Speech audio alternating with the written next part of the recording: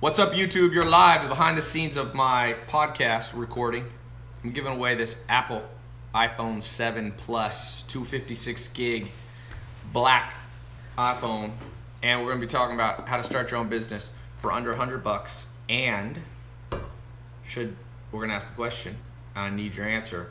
I already gave $100 away. I PayPal'd. Should we be tearing down these Confederate statues and other controversial statues? Okay, so let's get started on the podcast. You are behind the scenes. You can listen to my podcast on iTunes. Do we need the slate? You have the slate? Yeah. Are you doing something else? I was just making sure YouTube got up Yeah, there. YouTube's up. You'll see when you see comments. Yeah, Dred Scott, I just sent somebody $100 for knowing Dred Scott was the name of the decision in the it was a little before the Civil War. I think it was the 1850s. It was the precursor to the Civil War. Missouri, it changed the way. Are you slating there? Yeah. Okay. Boom. Hollywood. Okay, here we go. Welcome to today's podcast. I'm Tai Lopez. I've got Zach Cookman and Rome here. We're talking about how to start your business for under $100. Can it be done in the modern world? And we'll be talking current politics, big news. Should we be tearing down Confederate flags? Donald Trump says no, it seems like, and most of the rest of America seems to say yes. Although there is quite a few on both sides. So we want to have Zach's from the South.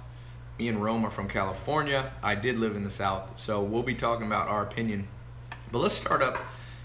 And we're streaming live. If you're listening to this later, we're live on Instagram, YouTube, Facebook, and Twitter. I recommend you watch me live sometime because I interact and can answer your questions.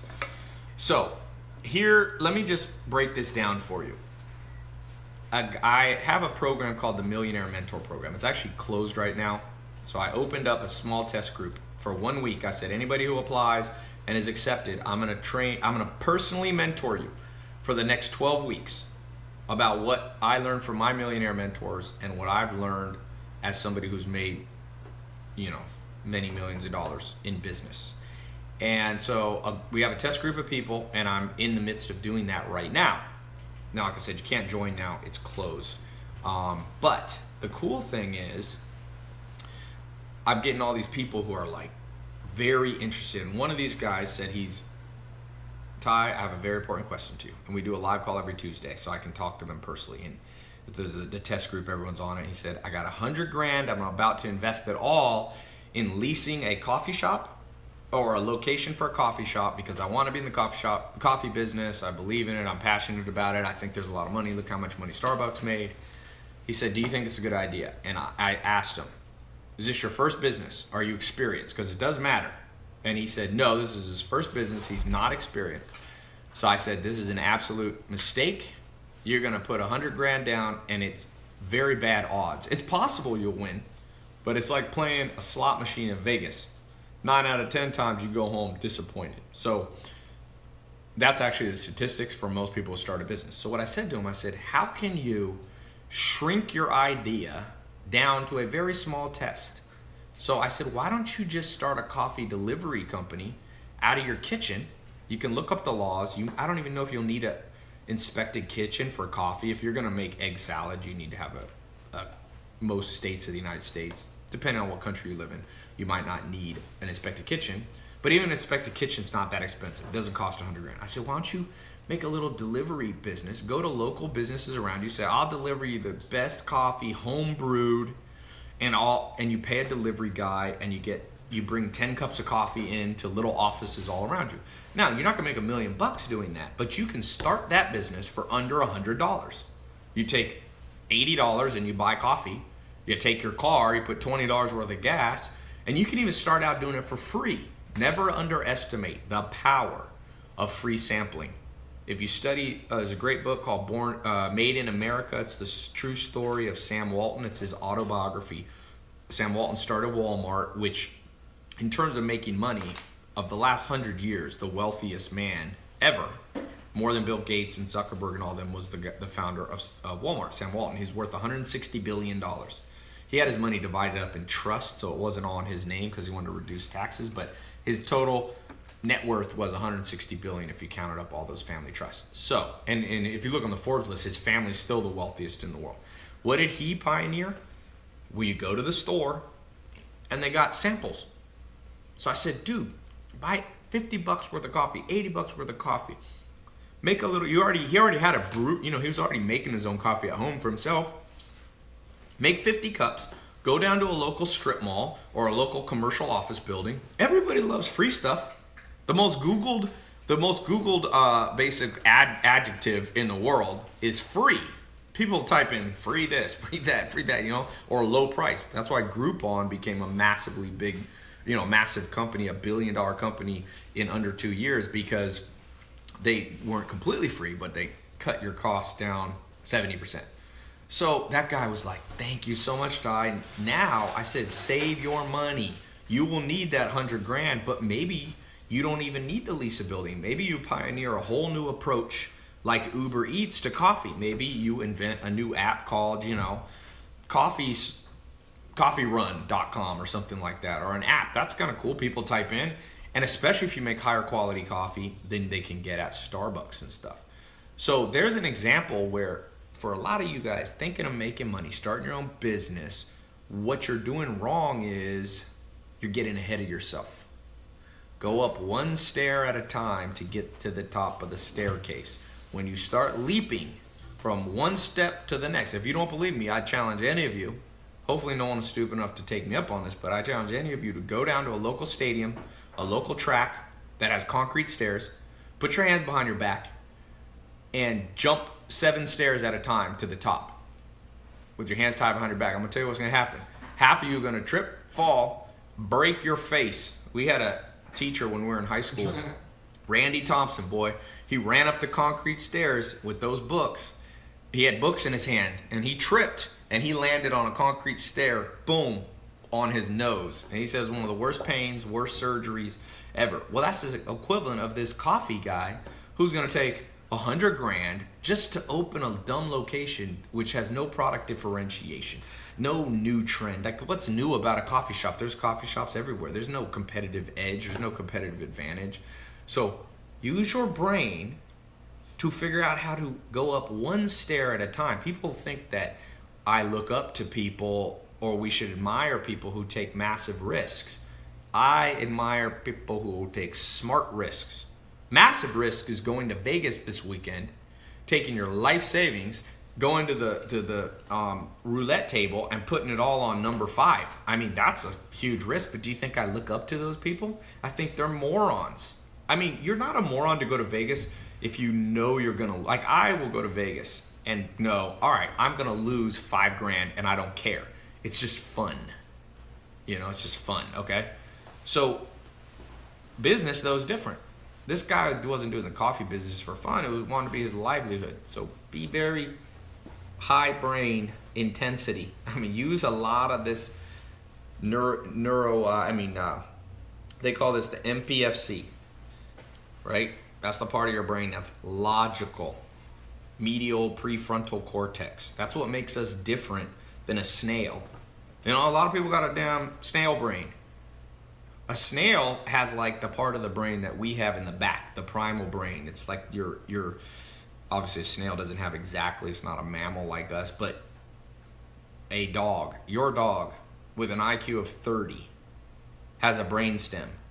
And so do we humans. And that's how most people live, just off the brain stem. They go, oh, well, I want to start a business. So, I got 100 grand that I inherited, or 100 grand that I saved. I want to do coffee. Let's spend it all. Well, why? Why not conserve it and use it? The wise general conserves his troops and deploys them at the strategic moment. Only the idiotic general takes his whole forces and puts them all out. If you look at guerrilla warfare throughout history, in Vietnam War, where a small country like Vietnam basically beat the United States. It's really one of the only wars that America didn't do so well in terms of, we didn't say we retreated, but we did. It did not go well for us. The Korean War didn't go well, and if you look at what they did on the Vietnamese guerrilla warfare side, the northern Vietnamese army that was communist, they basically conserved their forces. So we never knew. You would go and bomb everything and they were just pouring in more forces. That's how you have to be with your money. You have to deploy it selectively as if you are a military leader of your own life. Okay, very common question. Ty, I got 10 grand, I got 20 grand. You should be able to test your business idea for under $100. People say, no, that's not possible. I want to start an app. Well, before you do an app, make a simple Lead Pages web page, email it to 20 of your friends with a coming soon email address. If nobody puts their email in to get on the list for when it launches, this is probably a stupid idea. And you did it for under $100. You tested it. So the key is, when I say launch a business for under $100, there are some businesses you can't launch, but you can test, validate, pre-approve for under $100. Any idea. I'm just going to do a challenge right here. I want anybody here to disprove me. I'm open to the opposite side. I like to test my theories. So can anybody here come up with a real business? Don't be stupid. Some of you are stupid. Who has try to throw the most complicated business at me and let me see if I can come up with a way to validate a lemonade stand. Okay? This dude ain't smart enough to know how to start a lemonade stand for under $100. You can have the worst lemonade stand in history. Insurance business. Be specific. Restaurant. Okay, here's how to start a restaurant for under $100. Remember, the restaurant industry is big, multi-billion-dollar industry, but it's saturated. How many restaurants are there? I don't care where you live. In a third world country, there's restaurants everywhere, or there's food trucks, or people selling on the street. So, what you do, invite 30 of your friends over for free food. Cook 5 different types of meals that you're good at. So let's say you know how to cook sushi, you know how to do barbecue, you know how to do a vegan plate, and then put the 5 plates out. Then stand back all night and just watch people coming. Which type of food gets eaten first? Which one do they come back for seconds? It wouldn't be sushi that's cooked, because you don't cook sushi. Thank you, Zach. I got Zach here as the fact checker. He's the myth buster. Ha ha! I got you, Ty. I Googled it real quick. He Googled sushi. What is sushi? Oh, but you can, if your Chinese food's all gone, people all coming back and they're asking for more and they don't touch your vegan stuff, don't start a vegan restaurant. Start a sushi restaurant so you can, and that costs you about $100. For $100, you can feed 20 people, or 10. You don't even need 100 people there. And that's your first validation. Okay, I'm a little better at Chinese food. Then you can double validate. So now that's your first $100. Now you're in business. Someone said cocaine, etc. Dude, people get in the cocaine business for under $100. Come on now. Did they say cocaine and cocaine accessories? Car sales. Well, you can validate. You can work at basically, car dealerships are commission based. So they're going to let you come work at a car dealership for under $100. But that's not starting your own business. A bank. Oh, you can take $80 and lend it out to your friend. Then you see if you want to be in a banking business. Banks lend money. And they got to get good at reading who's going to not give them the money back. That's what a bank does. A farm. Easy. Go volunteer at a farm. Easy. You can put a garden in your backyard. See if you like it. T-shirt sales. You can drop ship T-shirts now. That means you don't have to pre-print the T-shirt until someone orders one. Network marketing. That definitely can be done for under $100. Now, some network marketing, you got to spend $200. But there's ones that are less. And if you're good at sweet talking, I guarantee you go to some network marketing and you're like, listen, they'll give you a damn kit. It all depends if you have persuasion power. Porn. You can definitely get into porn. Zach, when he was a very famous male stripper, he got in it for under $100. I don't know about very famous. What was your stripping name, Zach? Mr. Bojangles. And nobody wants to know why he was called Mr. Bojangles.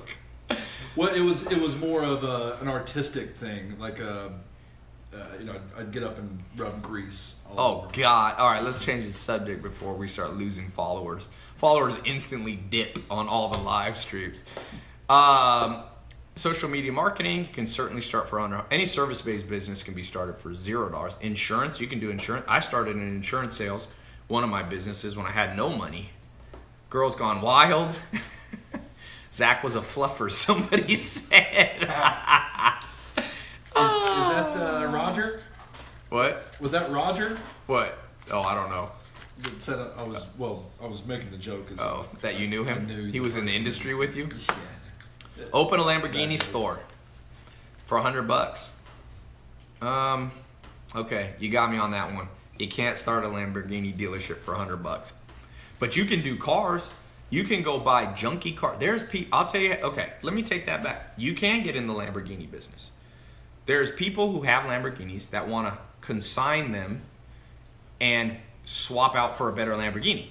Okay, I got a Ferrari that I might be doing this on. I have a Spider, now they have the 488. So I might get the 488 and versus the 458. So what you do, if somebody came to me and said, "Tai, I'm a master salesman. Let me go out. I'll put the ads for you. You pay for it. I'll do all the grunt work for you. I'll be like your assistant helping you sell a Ferrari or a Lamborghini." I'd be like, hell yeah. And then he'd say, only pay me if I sell it, and then we split some of the profit. If a guy said, dude, 30% of what you make on reselling a Ferrari, because I want to swap the Ferraris. I don't care about profit. I just want a 488 without having to spend another $100,000 on it. So if a dude said, man, I'll get somebody to buy your 458 Spider, I got a red one, a lot of people want that, I'll sell it for you for $300,000, and you can take that $300,000 and get a 488, a used 488. I'll be like, good. And if there's $20,000 in profit, I'd basically give the dude the whole $20,000. So you're wrong. You can't. You didn't do it correctly. You can get in the Ferrari and Lamborghini. You just can't start. Here's the deal. You can get anything you want. You just can't get it instantly, but you can build up to it. You can build up to it. So you can't instantly have a Lamborghini dealership, but you can instantly be in the Lamborghini sales business. Online casinos. Yeah, you can, dude, online casino. Again, my business partner, John DeWar, when he was 12 years old, had a casino running in the attic of his house. He was making, this is crazy, he was making $2,000 to $4,000 a month in like the 70s at 12.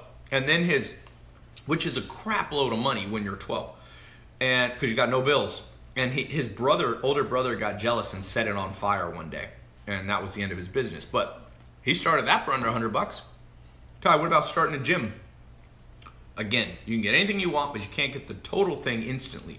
So you can't start a full-on gym for $100. What you can do is become a personal trainer for under $100.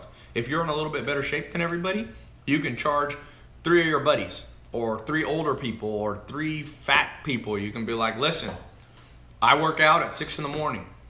I'll come. We'll meet at the park.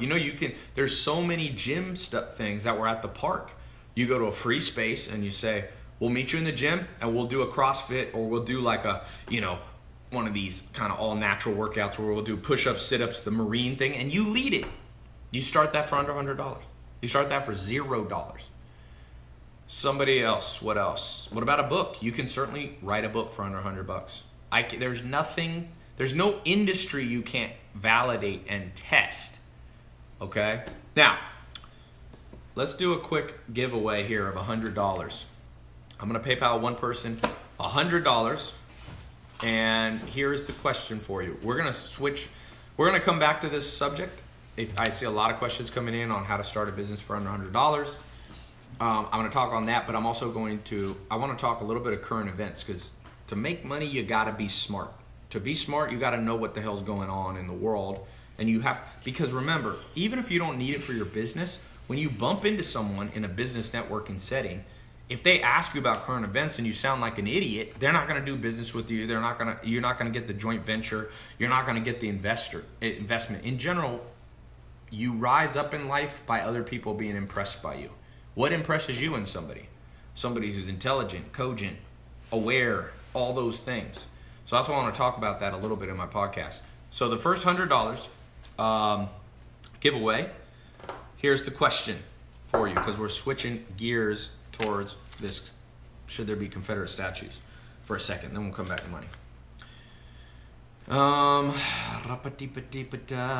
do a history question. I love history. You guys got to learn history if you want to do big things. Learn the cycles so they don't repeat, or so that you can predict the future. What happened? Oh, I need to look this up myself. I'm gonna ask you a question that I don't even know.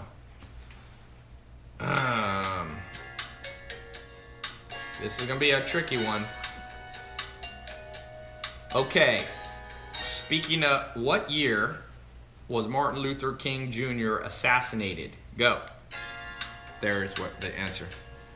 What year was Martin Luther King Jr.? There it is. 1968. Congratulations.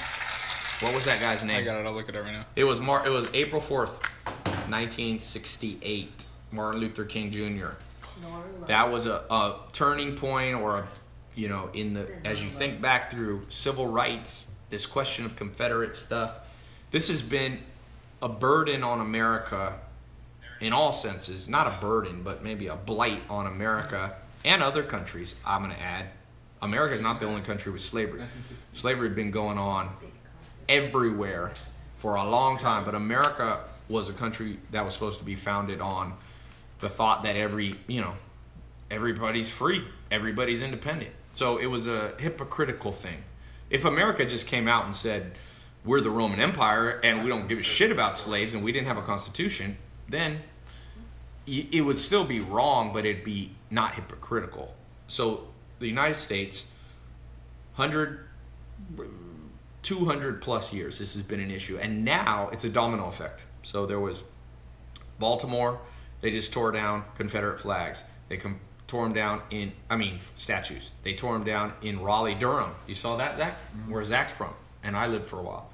They're tearing them down, obviously, in Charlottesville, Virginia. So I want to question. I don't want to hear from both sides, and I'm not going to make fun of either side. Okay?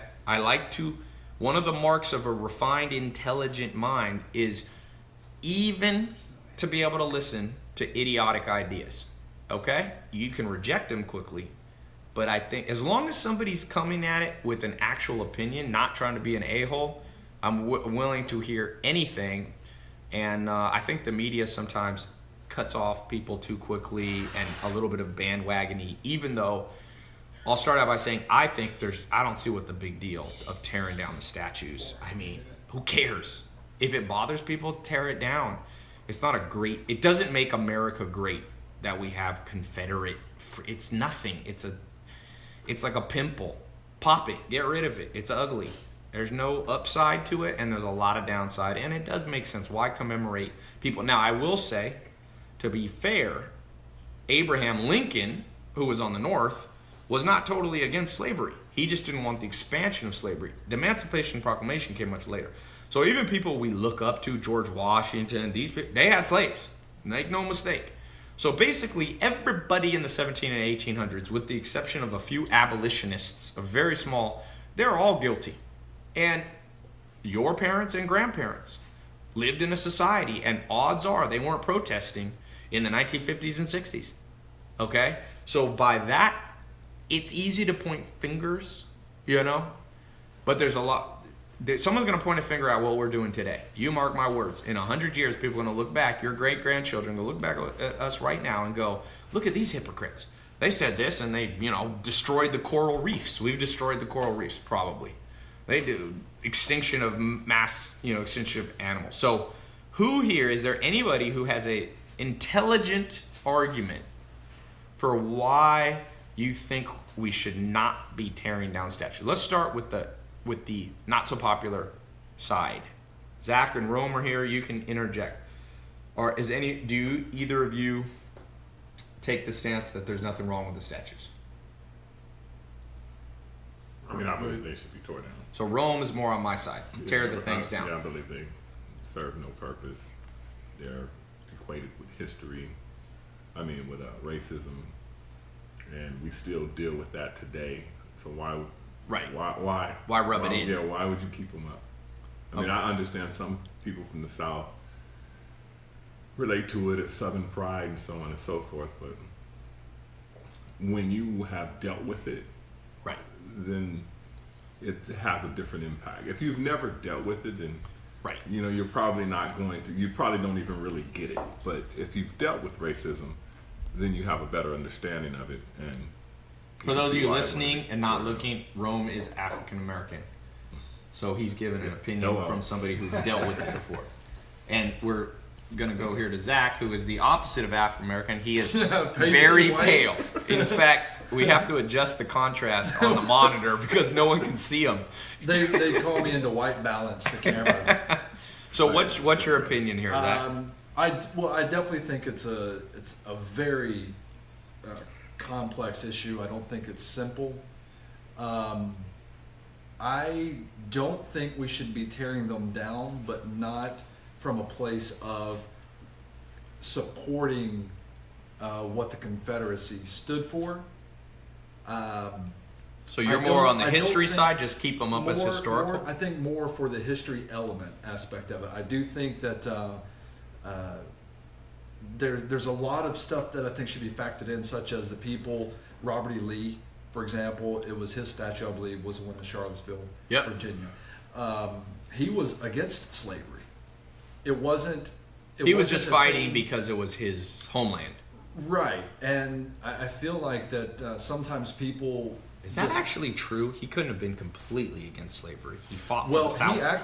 When his father passed away, he inherited his father's slaves, and he freed them. Freedom, right. Yes, but he did not agree with the North, which wanted mass emancipation for all people. He didn't want the North to be able to tell. I think, I'll read, I could be, feel free to correct me, but his perspective was that he supported his home state of Virginia. Right. And it was for states' rights. It was more against the federalism or federal overreach. Right. So, yeah, I think you have, in other words, I don't think you just go, that's not the divide, I think, between North and South, because you did have people in the North that also were owners.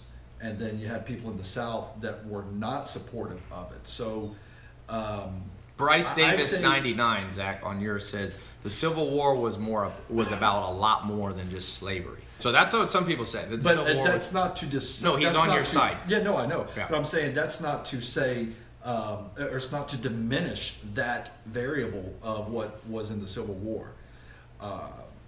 So I feel like it's dangerous to start tearing down the history, because I think what we can do is also look at it.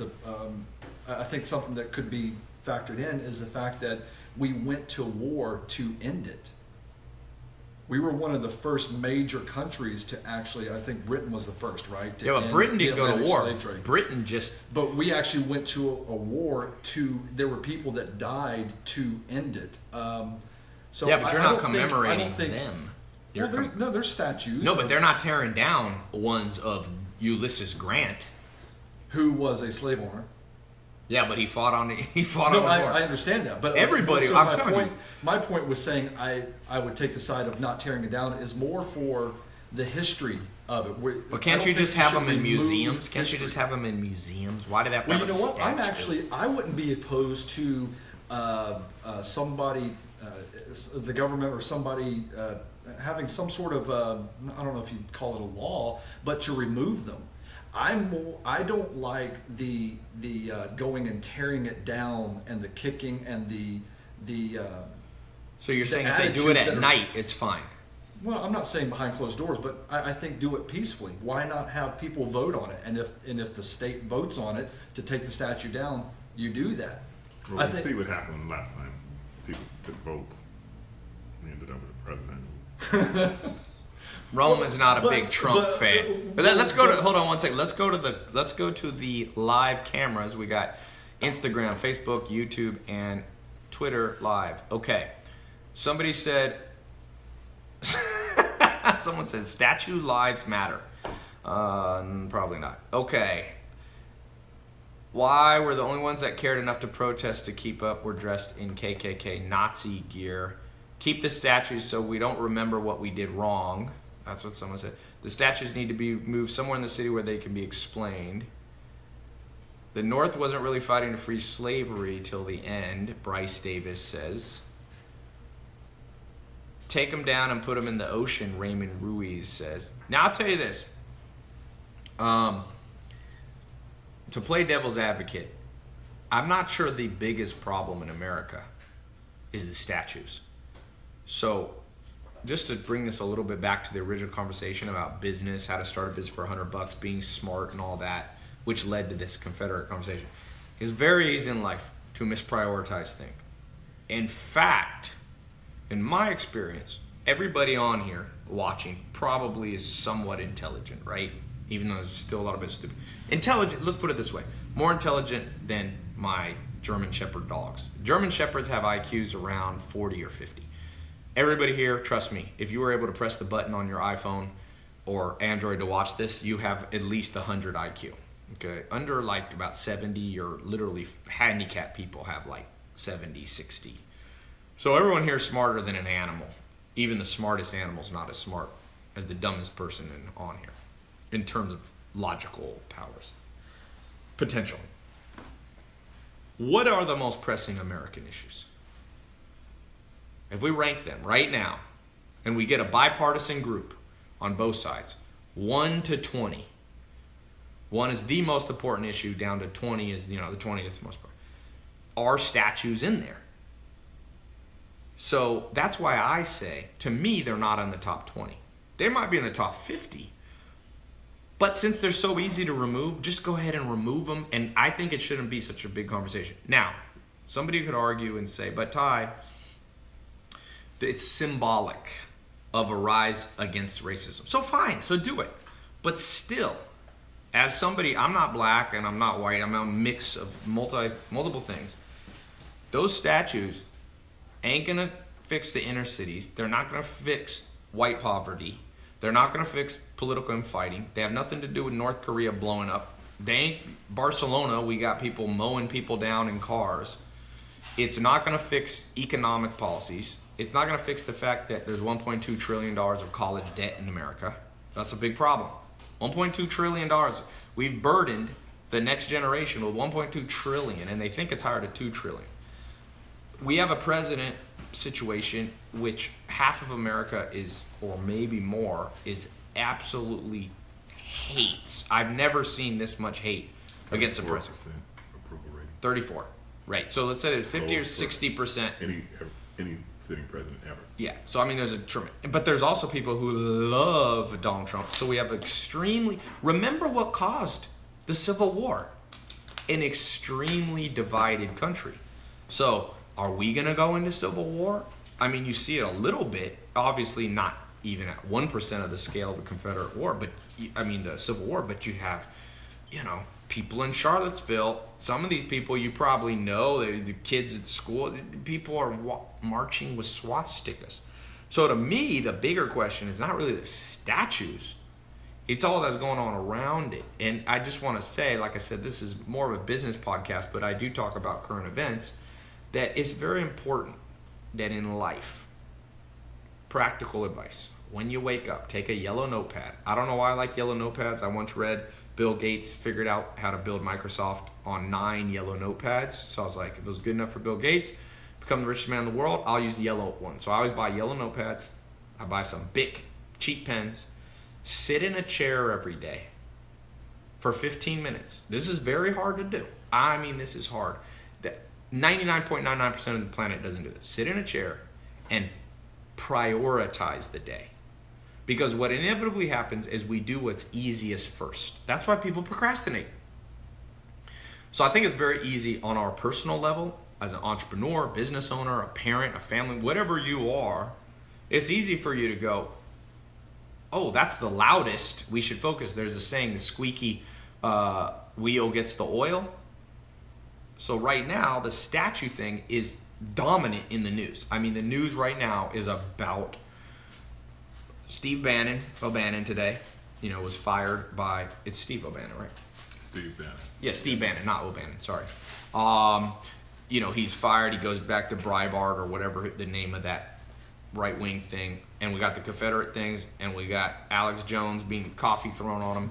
This is not the most important thing. I'll tell you what's important in America that should be fixed, in my opinion. So if I was sitting down with a yellow notepad, and I was going, oh, that's the loudest, we should focus. There's a saying, the squeaky wheel gets the oil. So right now, the statue thing is dominant in the news. I mean, the news right now is about Steve O'Bannon today, Steve O'Bannon, not O'Bannon, sorry. and I was not thinking necessarily about my own life and business, but I was, whatever, involved in politics, which I'm not, I would go like number one, educational system. Because countries rise and fall based on the quality of the education, how smart the people are. Trust me, that contributes to GDP. It's directly related. If people are stupid, in terms of, when I say stupid, not trained, ignorant, left in the dark, you don't solve anything. You will have high crime. If you look at parts of Chicago or parts of Arkansas, I'm not even talking about black versus white, because there's white poverty, black poverty, Latin. You go to Mexico where there's Spanish poverty. Wherever there's ignorance, you have massive crime. Where do you think crime comes from? Poverty, my friend. So what's the most important thing in America? Probably fixing the education system. We got a crappy one. Number two, we have a big problem. There's not enough hospitals in America. I just saw this crazy report where people in rural countries just die like they're giving birth. There's no they call them food deserts. Food desert means if you go in some ghetto parts of America, even here in LA, if you go down towards South Central LA, I go down there sometimes when I'm going to the Laker games. I drive through that area. There's no grocery stores. You know what there is? Liquor stores and payday loans and exploitative type businesses. That's a big problem. You can't have a large swath of your country, 50, 60 million people, in that that's not a civilization. So that's higher than statues, if you ask me. How about the criminal justice system in America? I just read about a black guy who got out of prison. He's been served. He has served since 1994, 23 years. He has been in prison for a supposed rape. And right when they did DNA, the scientist says it is mathematically impossible for this man to be, so they let him out and gave him like $1,000. Hey, we took 23 years of your life. Now, we've had DNA testing for a solid 20 years, but you know what? It costs money, and the government's too busy spending money on tearing down statues and building more military complexes sometimes than they are. What's worse than falsely imprisoned? Just think of anyone here. What is worse than 23 years falsely imprisoned? A fucking statue? Are you stupid as shit? That's my question for you. Are you stupid? If you had a choice, 23 years, since 1994, you are in prison for a crime you didn't commit, that they could get you out, but nobody's going to spend the money on a simple $1,000 DNA test. But yet the media and all of the activists are super hyped about a statue. Statues don't do shit. They're inanimate objects. So you see, there's two ways to be wrong. One is to do the right thing at the wrong time. So my argument against the statues, like I said, take them down. It shouldn't be a damn conversation. Just take them apart and focus on the other things. What about this? College debt.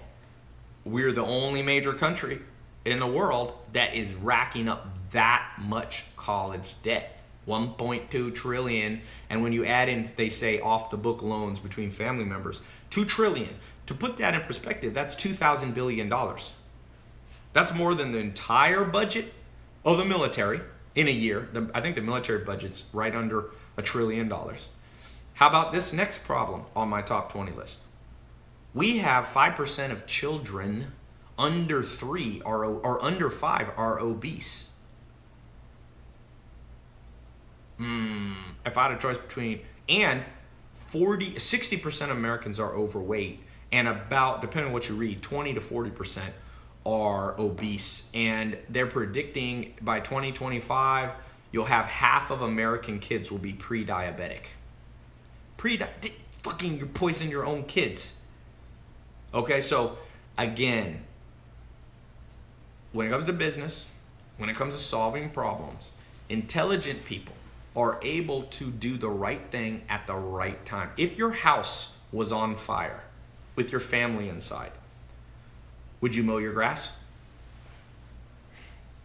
I mean, somebody can make the argument, if you want to have good property values, if you want to be a good neighbor, you need to mow the grass. Yeah, it is important to mow your grass, but not while the house is on fire.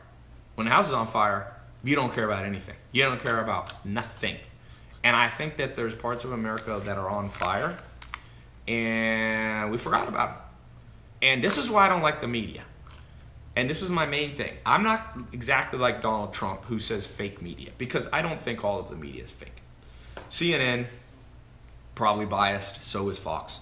The main thing that they do wrong is they chase the sexy headlines because of the way that they're compensated, which is somewhat of a free market thing, but the media often focuses correctly. Like, they give you actual news. Like, there are people in Charlottesville wearing Ku Klux Klan outfits, and there are people mowing people down in a car at Ku Klux Klan, and that's a terrible tragedy.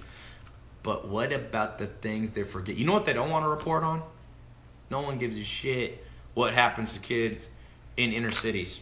That much. How often do you see? Once in a while, you'll see a big Ferguson case. You'll see the guy shot in Minnesota. You'll see massive one.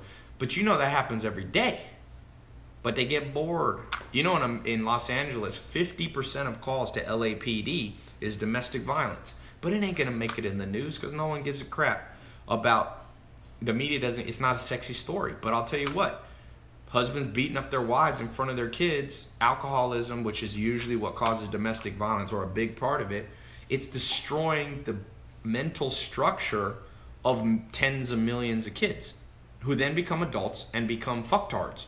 That's what happens. Almost everybody marching a Ku Klux Klan thing, I guarantee you, had some traumatic event happen to them. They are mentally impaired. And some of the people on the far left are also mentally impaired. I guarantee you.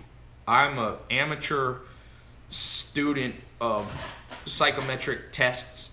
I promise you, if I test Alex Jones, if I was to test half the people protesting, they're people with psychological issues. We have to produce a generation that doesn't have psychological issues. I read the newest report. Says, I think it's put out by the American Psychiatric Association, the biggest, the APA. 25% of women in America have clinical mental problems, and 15% of men. So 1 in 7 men and 1 in 4 women have real mental illness. That's another thing we don't talk about, because we talk about that when they're homeless. You know, you see homeless people, most of them. But what about the freaking people with mental impairments that are your police officers, that are your government officials, you know? So that's my long rant. Somebody said lower number for women than he thought. He thought it'd be higher than 25% is a high number, man. And there's also, I mean, for 20 some years now, we've been giving kids drugs, pumping them full of drugs. Yeah. Who's to say that's not had some little side effect that cause them Depression's at an all-time high, especially for women. Women are more depressed now than they were in the 60s. Which is very interesting, because women now, it's a lot better for them. Yeah, but it's amazing how therapeutic washing dishes and clothes. Don't listen to Zach. And sweeping.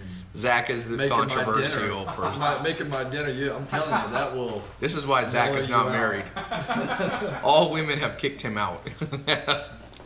So, let me ask you. Let's go back here. Top 3 issues in your life right now. Ty, do you think Alex Jones has mental issues? Yes. Yes.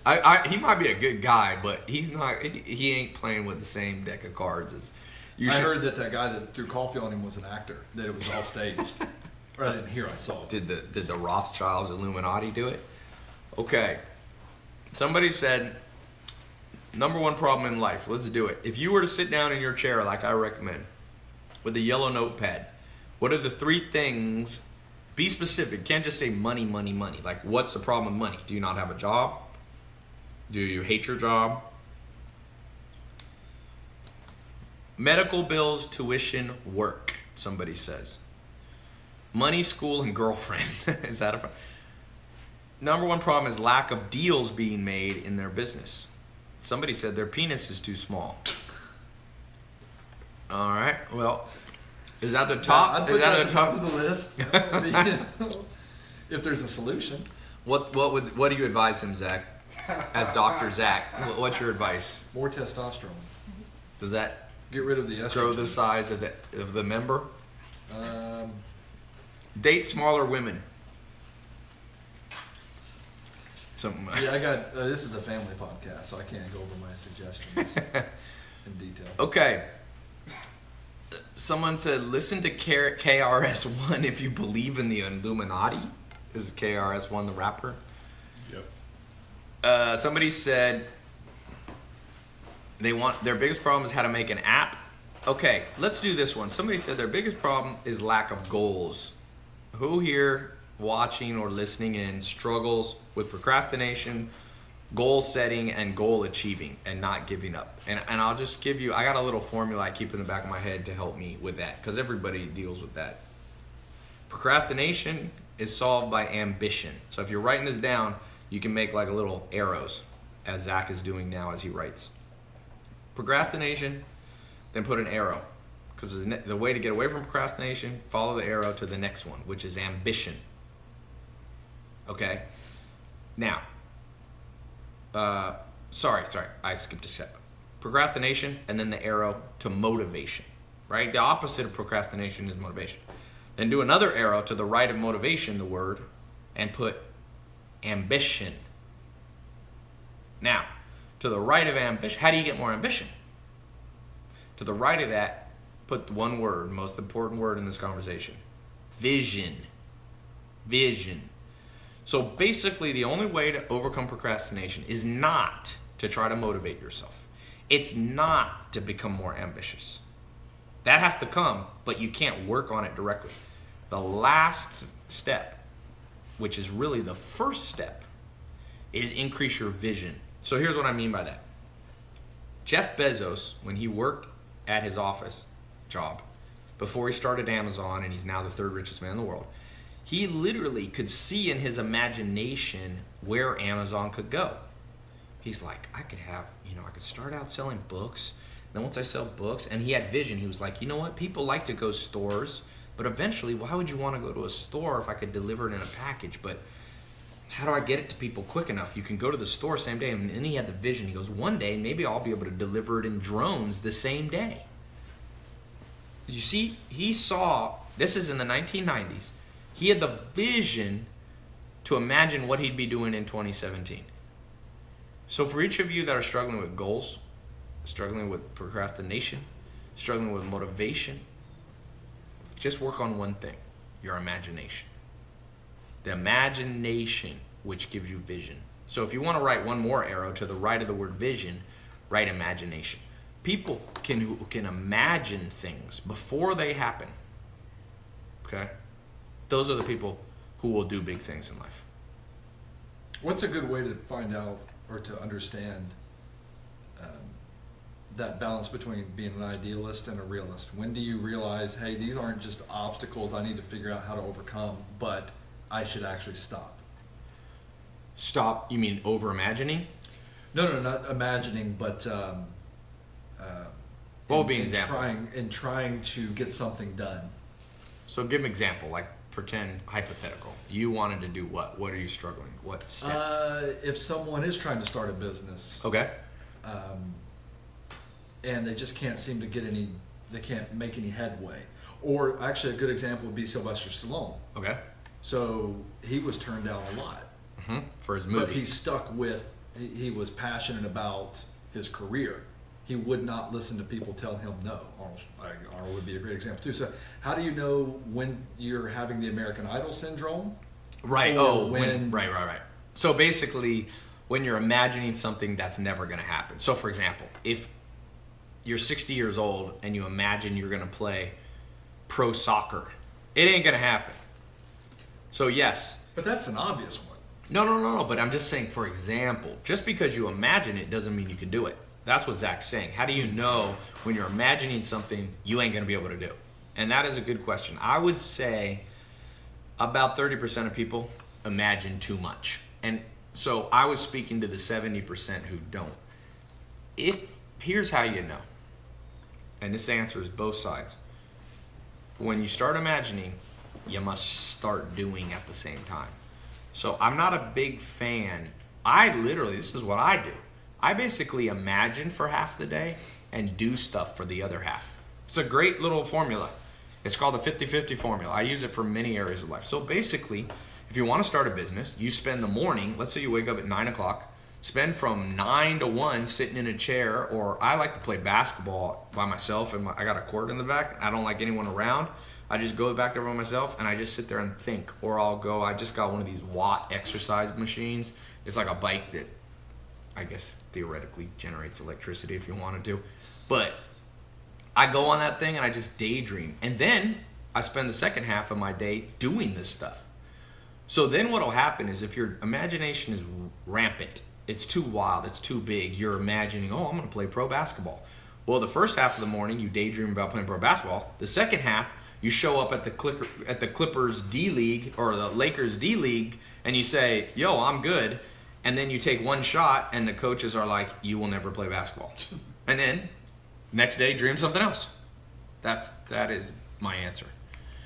Does that make sense? Oh, yeah. So just make sure you balance the thing, 50-50. Excitement attracts others, Rebecca Naum says. Yes, in attracting a team. But actually, let me go back. Actually, Nolan Paula said, cool method, Ty. Yep. Going back to the example of Sylvester Stallone, when he's told by professionals, you ain't got to do Yes. it. He didn't listen, and he was proven right. Yes, so here's the deal. When you take Sylvester Stallone, his acting, here's the key.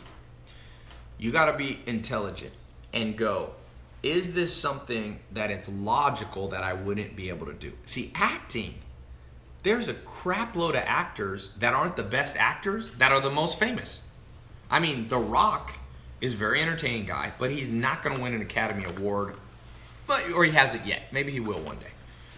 But he's very successful. So you have to know your field. If the field is starting a business, trust me, almost any business to make $1 million, anybody can do. In fact, the average multimillionaire, there's a good book called The Millionaire Next Door. It's a study of millionaires in the United States and what they're like. And most of them do not have a super high IQ.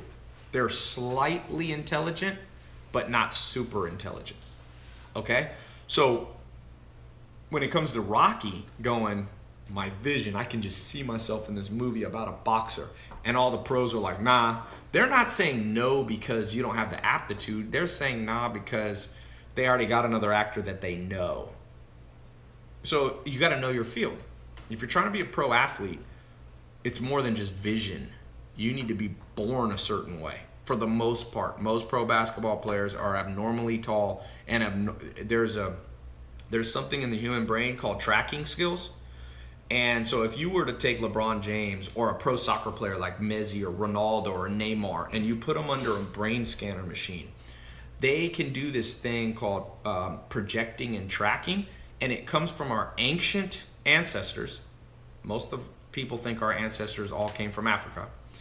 And they could take a spear, and there would be a running animal like a lion or a gazelle or something, and they could predict where the animal was going to be and throw the spear, and the hunters who had the more powerful eye, okay, the hunter with the most powerful eye would be able to kill the most animals. Well, professional sports are basically people descended from those top hunters. So basketball, you're moving, you're shooting a fadeaway, you got somebody in front of you. People like LeBron James, Kyrie Irving, Kevin Durant, they have tremendous tracking skills. Plus, I was just played on a celebrity football team with Kevin Durant last Saturday or 2 Saturdays ago. He's also immensely tall and no body fat, which is very rare to be 7 foot. He's about 6'11 and a half, is my guess. And he has tracking skills, perfect vision.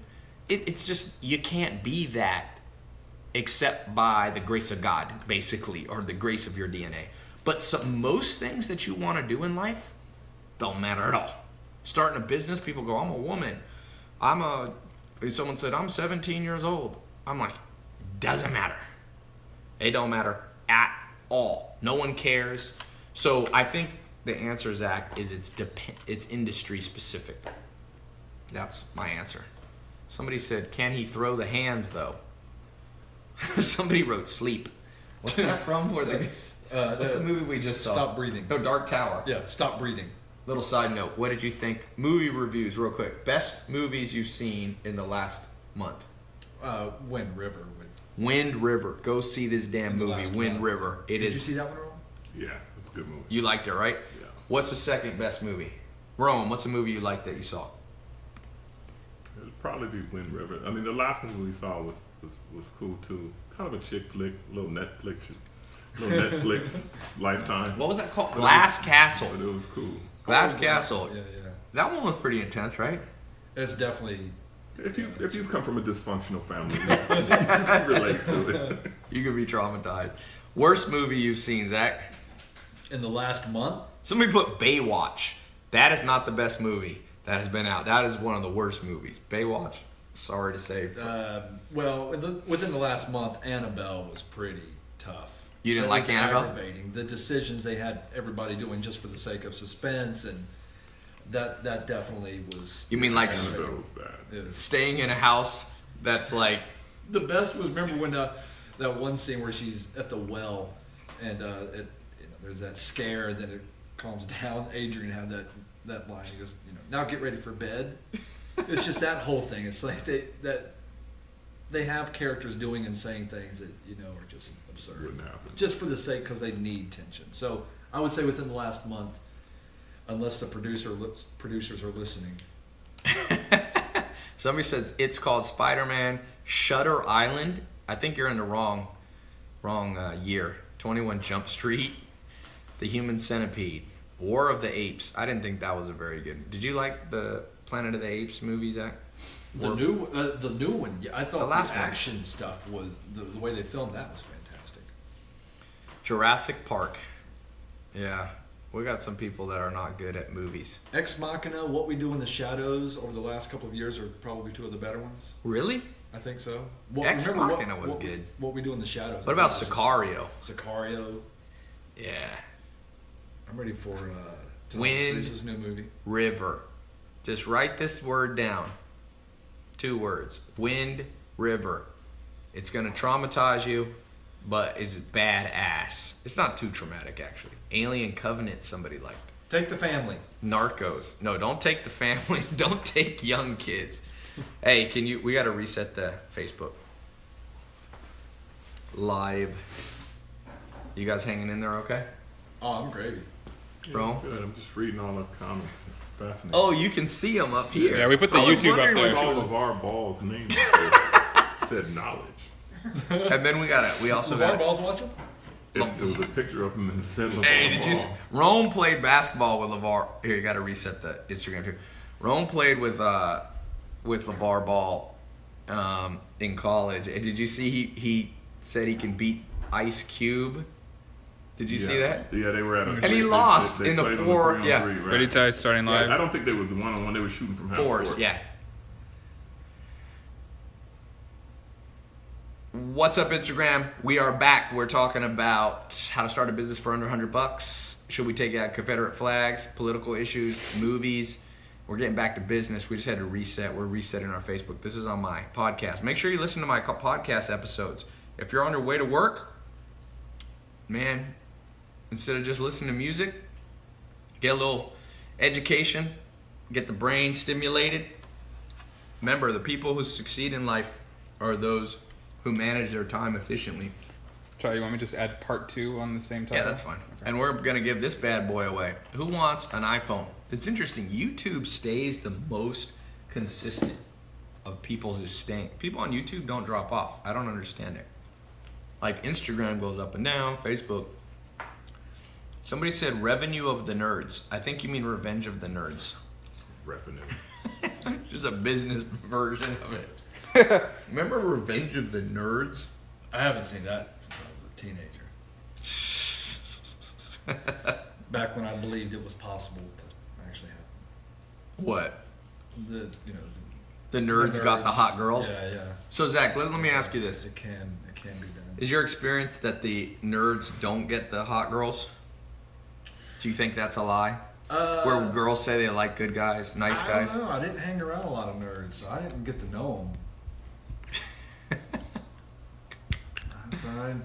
Zach discriminated.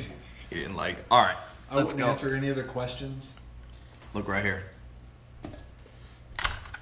What's up, Facebook? We're back live talking about Let's go back to starting a business for under $100. We were talking political events, current events with Zach and Rome. Rome's reading all the crazy comments. Now you can see how crazy people are. Amazing. We got on the monitor there. We got them just. Somebody said Ty hates people on Twitter. Nerds stay in the friend zone. Common question guys ask, you know, how to get more women. In general, as you raise up your own quality, more quality is attracted to you in all areas of life. There's no mistake. You don't see Rihanna dating people with no ambition. You got to have some ambition, guys. It's attractive. It doesn't have to be greed, but you got to have some fire in your eyes, you know? You got to got something into the step, a little charisma. Have a vision, or else you perish. Zach's quoting Bible verses. All right, $100. Let's say you got $100 you won in my PayPal giveaways that I do. How do you start a business? Well, if you listened earlier, I talked about how you can make a prototype. I talked about walking before you jump up too many steps and fall on your face trying to start too big of a business. Do not invest your full life savings in something that's not validated. So let's talk a little bit more on how to validate an idea. Okay. Validation means this. Zach likes Tinder. Are you still on Tinder? Zach likes to. Yeah, I don't know. I've never met a girl off Tinder, but Zach is a big Tinderizer. That's what I call him. I've met a lot. You've met a lot. Okay. So, But it's for research. oh, what are you researching exactly? The female psyche, All right, no comment on that. mating habits. Mating.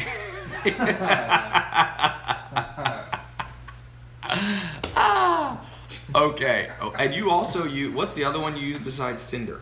Bumble. Oh man, yeah, there's Bumble, there's OK Cupid, there's Match. What's the best one there's, for you? What's the best one? Which one has been the best proven one for you? For marriage material, I would say you stand a greater chance with the eHarmony. And if we're going to go between Bumble and Tinder, I will say that the lovely ladies on Bumble are a little more serious-minded, serious relationship. Which Whereas one does one have more attractive? Tinder, What has the most attractive physically, not necessarily the most serious? I think just because of numbers, it'd be Tinder, because there's, I think, more on Tinder than on Bumble. So I think Tinder, the numbers are. because Zach is shallow, he told me. So I'm making up for lost time. all right. So Zach, what's the principle? Before you get married, you have to date. It's not a good idea to meet a girl off Tinder, meet a girl off Bumble, and go to Vegas and get married. Have you ever thought of doing that, Zach? Be honest. No, good hell no. No? No, not. You've never thought, this is the girl that I love so much. You never had love at first sight? Hell and no. All right. Not Zach, at first. No, that's not true. Actually, I have twice. I love how Zach goes, never. Actually, 7 times. One last month. Yes, August 14th. Well, it takes my brain a little bit longer to respond when we're talking about actual love. But let's love. relate this to business. A lot of people get married to a business concept before they date it. So validating your business idea for under $100 is literally like going on a date. Do you spend more than $100 on a date? It depends on what we're doing. In general, what if do I'm you out think of you town and spend? we're meeting at my hotel room, yeah, it's a lot more than $100. If it's local, I'm just kidding. No, I definitely try to cap it off at less than $100. Yeah, you Do go you up. really think about that? No, but I'm saying you go to coffee. You don't Well, go yeah, to I'm not- big stuff. yeah, You go yeah. to dinner. You go to I'm not going to sushi. Bola Yeah. on the first date. Yeah. So what you do? You got to earn that flavor. I got a friend who always is like dating these like the worst kind of girls in Beverly Hills in LA. And he's like, he said a girl asked him like, you better take me to like whatever. There's a place called what did she say? Yeah, Boa or expensive. Boa is a very expensive steakhouse in LA, or Katana or Katsuya. And I'm going, dude, that's an automatic rejection of that. Any girl who's like, on our first date, you will spend $500 on me. I'd be like, what that comedian say, Ty? yeah. I'm not gonna say that. You want the surf and turf? That comes with. All right, I won't say that. That's steak and lobster. I like that somebody commented, Jesus is awesome, right in the middle of this. Okay, thank you for staying on topic. But the point is, when you start your business, the reason I like to tell people to start it for under $100 is the same principle as dating. So let's say you want to start a coffee shop, you want to start a food truck, you want to start a t-shirt shipping business, you want to make money on the internet, you want to become a public speaker, you want to, start your own car detailing business. You want to start your own social media marketing agency. That's something I've taught over 20,000 people to do in the last 7 months, how to start an agency. I'm like, if it costs too much money, it's a warning that, it's a warning that you're making a huge freaking mistake. Just like if your friend comes to you and says he's spent $10,000 on a girl on the first date and he's decided this is the girl he wants to be with for the rest of his life. If you date enough business ideas for under $100, let's say you date 10 business ideas, test them, see if you like them. Then you spend under $1,000 and you'll know which one you like. And by the way, there's a good book called The Mathematics, I think it's like The Mathematics of Sex, by this mathematician lady named Cleo, I forget her full name, but she says the magic number, before you get married, you should have 12 relationships or date 12 people. And then you take the next best, the person who's after the 12, you don't marry any of them and you marry then the next person who comes along who's better than any of those 12. So the first 12 create what's called a baseline. You need a baseline to understand. So same with starting a business. If you start and you devote your life to the first business that you begin, you probably don't have a good baseline as to the different ideas you could be doing, So a lot of people become good at the wrong thing. Joel Salatin, my mentor, used to say, the worst thing in life is to grow old and realize you got good at the wrong thing. And interestingly enough, I got this cool I read a lot of textbooks, and I read a psychology textbook that said, what do you think are the top 3 regrets, Rome and Zach, of the average human, adult, who's, let's say, 60 years old, when they look back? Top 3. What would you guess? I don't know what the top 3 would be. I think one would be, things that they wanted to do, but they just didn't do it. Yeah, they procrastinated. Right. What those things are could vary. Zach? Taking risks. Taking risks. So I think those are good. This particular study said Education. the career they chose, the education, major they chose, and who they married. These are huge, because it's like Rome said, it's like things you didn't do. Because when you think, oh my God, I married this person, but I really was in love with that girl, but I wasn't, didn't have the balls to ask her out. It's the same with careers. There was someone in my family that always wanted to start a restaurant, and they stayed with the boring job doing computer programming, and they hated it. They were a social person, and they stayed all the way, but they couldn't quit because retirement was coming up, and if I quit now, I won't get my pension, and blah, blah, blah. And they just became 65 years old and looked back going, oh my God, how many chances do I get? I got one. Dwight Eisenhower's wife, Teddy Roosevelt's wife said, what was her name again? Why can't I remember? I was going to say Eleanor, but I think that Yeah, was Eleanor. Franklin's. Yeah. Oh, yeah. FDR's wife, Eleanor Roosevelt, said, life is like a parachute jump. You only get one chance. You can't jump, forget the parachute. You don't go back up.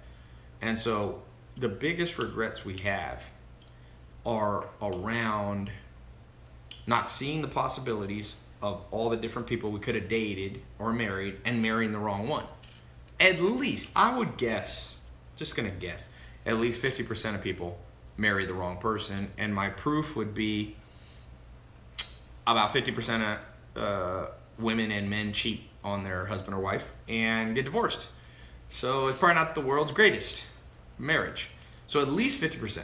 Now, when it comes to job, career, you have a lot of choices in the modern world. Basically, you can go into almost any industry. Okay, even if you can't play pro basketball, you could go in the sports industry as a newscaster or, as a manager or a coach or something. So there's a vast array. Each of us has at least 200 career choices, right? But the problem is, guess what the problem is? Most people don't know how to date, so they marry the first career that comes along. And that's important. So I would love to create a world of more experimenting. You know, more people who are a little bit more of a mad scientist. Like, are you a mad scientist of your life, or are you just going, well, I mean, my biggest regrets, without a doubt. Somebody asked me the other day my biggest mistakes in business and stuff, and they were asked if I ever went bankrupt, and I was like, knock on wood, I haven't yet, you know. But I was like, I do have regrets. They're just like, I should have done this a long time ago. I should have dated more. That's why a lot of people go, Tai, well, is this a scam? Should I try to start a social media marketing agency? Should I try to invest in real estate? My advice is do it all so you can figure out what the hell you like. You got to put in some time, some money, that's called investing. Investors put money into shit even though it might not work out, but they know if they try enough stuff, one of the deals will pop and they'll be super wealthy. That's literally the definition of a good investor. Like, a good investor puts money in various places, knowing that they'll throw a net out, knowing that one fish will get caught somewhere. And you only need to get rich once. So, yeah. Tai, you're my idol. Man, YouTube comes the fastest. Tai, if my business idea takes off, Gareth says, I want to meet you. Okay. Gus Camp, verified on Instagram, says, Tai, are you investing in anything?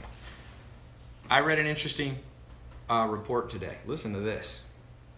Zach or Rome, I'm going to give you a guess, or Mel or Sam here. What is the largest industry? Pornography. In the United States? Not even close. Pornography, I'm talking about by dollars generated.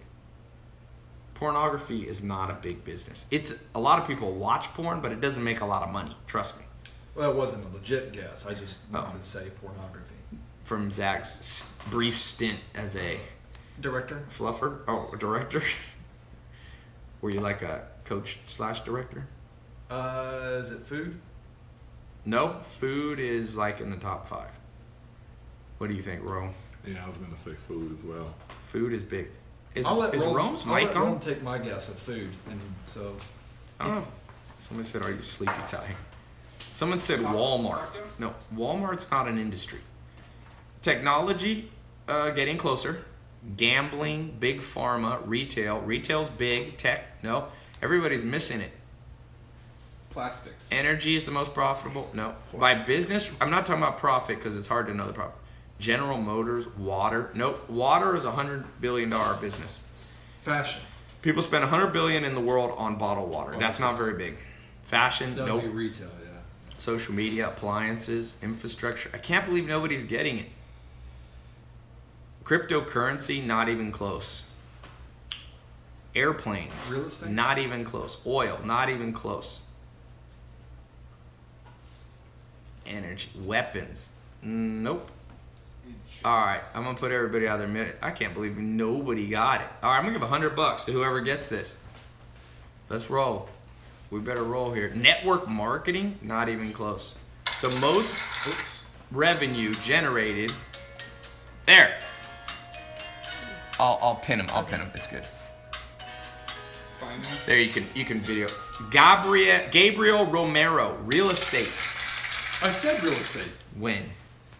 We'll rewind the podcast. I said real estate. Well, you first said pornography. It threw me off. I had to put those images out of my head, Zach. You get me distracted. Real estate generates about 13% of the U.S. GDP. U.S. GDP, gross domestic product, how much money is generated in the United States, is around $18 trillion. That's 18,000 billion. It's a lot. $18,000 billion. And it is around $2.2 trillion is in real estate. So that's real estate transactions. I'm not sure what they include in there. Probably, leases and agriculture somewhat, at least the leasing the land of the real estate. So real estate is massive. Now, I don't remember exactly, why did I bring that up? What were we talking about? The We were talking about, well, we were looking at the comments Dating? oh, and the dating. dating. Oh, yeah. See, people ask me, Ty, should I get in the real estate program you did with Cole Hatter? Well, I think it's actually closed now. It might be open on my website. I'm not sure. But, well, everybody should dip their finger in the test waters of freaking real estate. Even if you're going to, I've never been a full-time real estate investor, but I've been since probably around 2000, I don't know, about 10 years or more, a little over 10 years. I've always owned some investment real estate besides like a house that I live. I've always been somehow involved in real estate. Again, it's not been the main driver of my income by any means, but it's been a diversification tool. And now, you know, as I get a little more skilled, it gets bigger, and I'm working on some big, huge real estate deals now, very big. We'll see if they go through. But see, that came from dating real estate. You got to date, and I got into it with less than $100. Just to be clear, I found a business partner who put the money in. I did the work. I found the properties. He put the money in. I didn't have enough money to get in at the beginning. So you should be testing real estate. You should be testing social media. You should be testing sales. 70% of all billionaires in the world were in sales at one point in their life. Whether it be Ray Kroc, Sam Walton, these guys were in freaking sales. Bill Gates, you know, if you read his teenage years, he was in sales. He was like selling, he would cold call businesses, and he was so young. He was like 16 or 17. He would literally he would do like the thing where you make your voice deep. Where you cover it with wax. Yeah, he'd be like, this is Bill Gates here, and I've got a set of computer. And so, sales. So you can't be afraid of testing things, especially real estate is a 2.2 trillion. That's only in the United States. Globally, I'm not sure the real estate numbers. The U.S., I'm sure, is the largest real estate. So, but globally, it's probably at least $6 to $10 trillion in real estate. And guess what? With the power of the internet and airplanes, I got a business partner. He just bought a whole bunch of condos in Colombia. I'm not sure it's the greatest investment, but he swears that it's the best idea ever. Got to be careful in some countries. Like if you bought real estate in Venezuela a few years ago, now the government takes it back because it becomes communist. So, but dipping the foot in is the principle of today's podcast of why you should be not afraid, even if you're rich, to start businesses for under $100. I test my idea. I go on a date with it for the least amount of money. And I'll tell you what I usually spend my money on. The educational side. I literally use my money to pay a mentor, to go to a conference, to go to a seminar, to buy a book. That's how I don't spend the money on the business. I spend it on the know-how. If you don't have the know-how, you will fail. Don't forget that. All right. Give me 1 second. Let's unpin that Gabriel Romero. You just gotta like double tap it on Facebook. Caraba said Ty is cute. Okay, completely off subject. I heard somebody said Rome was cute. I saw it. Those are the ones that Tyler. I want to highlight those. Yeah. When have I ever noticed that? Ty, you are my idol. Well, thank you very much. Ty, you are very cute. Oh, thank you very much. Zach's a Leo. He's like, why aren't these comments coming in for me? I am bothered. I'm cute too. Zach, you get plenty of comments. I'm afraid they'll go to your head. Law of attraction learned from Conor McGregor. Just believe in yourself and know what you're worth. Yeah, Conor McGregor surprised the damn world. Rome, who would you put money on? Life, Floyd, or Conor? It's coming up next Saturday. I would put my 8 money days. on Floyd. I think his mic. Yeah, his mic is off. Let's go to Zach and then we'll fix Rome's mic. Conor McGregor or Floyd Mayweather? This is an ignorant pick, but I might put money down on the it going the distance. So you think it might go to a decision? Yeah. So what do you call that bet? What are those bets when you just bet on a like on a thing? Prop bets. Prop bet. Okay, Rome's mic's back on. Rome. I will put my money on Floyd, of course, but I actually do think Conor has a chance just simply because it's a fight, and he's used to fighting. Right. And Floyd's not going to knock anybody out early. Right. So the longer, if Conor doesn't take him out in the first 3 or 4 rounds, like most fighters, then he probably doesn't have a chance. But I think Conor's going to have to be aggressive, where usually he's not that aggressive. Right. He usually kind of sits back and wait, and that's what Floyd does. Yeah. And so it'll be interesting. But Conor's gonna. I think he has a bigger point to prove. Right. So he'll be the aggressor. But if I was putting money on it, But he don't want to go 49-1. That would suck. no, he don't. But He the wants kind of that. paycheck he's gonna get, He if doesn't does, care. I'm sure he's gonna be okay. Is there anything specific you are kind of anticipating Conor to do as a surprise? Like nobody was expecting that you're thinking, I think you can do he's Superman Well, I punches think- where you can jump up and punch. I think Conor's going to do with Really? everything within the realm. He's going to try to be physical. He's going to try to do everything that he could legally do to win the fight. So he's going to, he's probably going to get warned 1 or 2 times for doing different things he probably shouldn't do. You're gonna headbutt. But he's just going to do some, within the rules. But I think he's going to come in there dirty. Who do you see Conor? Somebody said pursuing Mayweather Conor has and Mayweather brittle pursuing bitch Conor? hands. Yeah, he does have. His hands aren't good, and they're fighting with lighter gloves as well. So What? I don't know if he's just. Hey, I don't. It doesn't make sense to me why they are I fighting. know. with Why lighter did he go? gloves It's a pride when he thing. has bad hands? But he Yeah. probably feel like, well, I'm gonna put hands on him, so at least he gonna get everything I got. Here's the thing that I'll say. I've been, I do a little. I'm an amateur, not on these guys' level, but I've been doing some boxing, MMA stuff for 15 years, something. These two are badasses. Anytime 2 badasses get in a fight, you don't know exactly what's going to happen. And if you've been watching the UFC, nobody stays at the top. I've been watching UFC. I think I started watching around UFC 12. Right now it's on UFC 200 and something. Nobody stays on top forever. When you put enough badasses in a ring, I remember there was a guy named Mirko Krokop. Nobody could beat this guy in Pride. He was from, I think he's Croatian or Albanian. He would kick everybody in the head. Then sure enough, this guy came along named Fedor Emelianenko. Beat him. Then a guy, Minotauro, came. Look at Ronda Rousey. So I wouldn't bet my life on either one of these guys. Now, if one guy was a dud, but neither of these are duds. Conor McGregor is a badass fighter, without a doubt. But Floyd is, a next level boxer. I mean, some people would argue he's the greatest defensive boxer of all time. Yeah, I would. If you look at weight classes. He wasn't the knockout puncher. He didn't have the power of a George Foreman or a Mike Tyson, but this dude is no joke. So don't bet your life savings either way. You may lose that damn money. That's I guess what I would say. I don't like to bet on. Can you close that? I don't like to bet on things I don't understand fully, and I don't think, since no one's ever seen Floyd box. Conor box. They have a little bit, but never against a world class boxer. And he would be considered an amateur. So if he was Yes. to fight now, he would be considered. He'd be an amateur.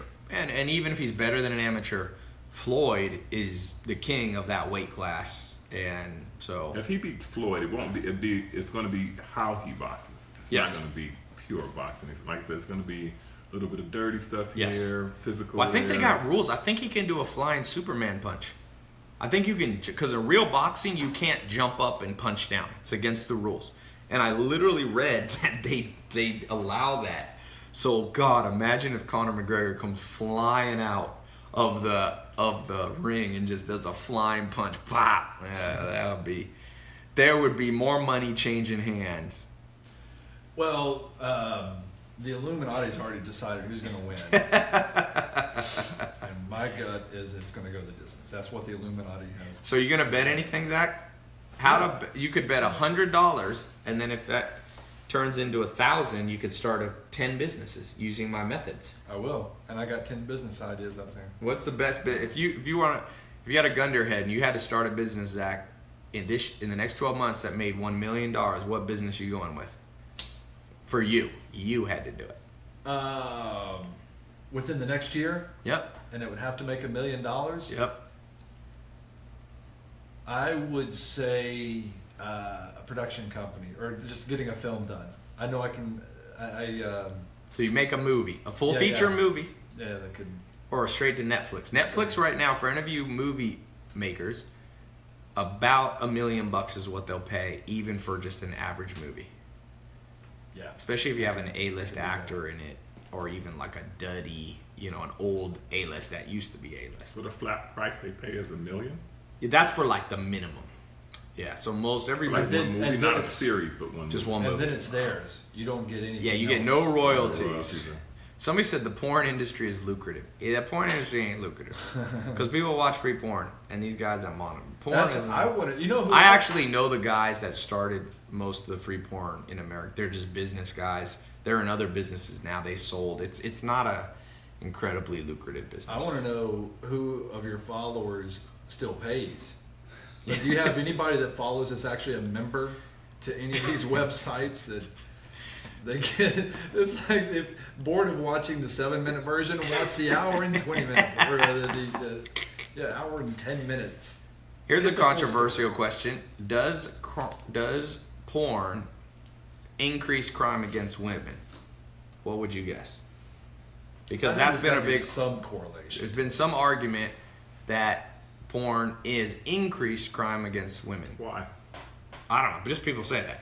I'm not saying it. Do you agree or disagree?